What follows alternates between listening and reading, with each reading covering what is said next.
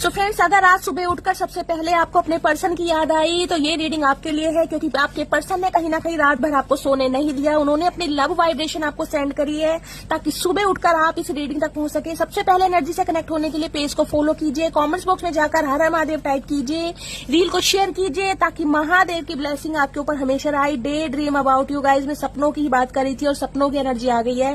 रात भर अगर आप ठीक से सो नहीं पाए हैं, आपकी आंखें खुली रही हैं, कहीं ना कहीं आप नींदों को तरसते रहे हैं, तो आपके पर्सन कहीं ना कहीं अपनी लव वाइब्रेशन आपको सेंड कर रहे हैं। अगर रात भर आपकी जाग जाग कर निकल रही है तो गाइस समझ लीजिए आपके पर्सन आपको बहुत याद कर रहे हैं।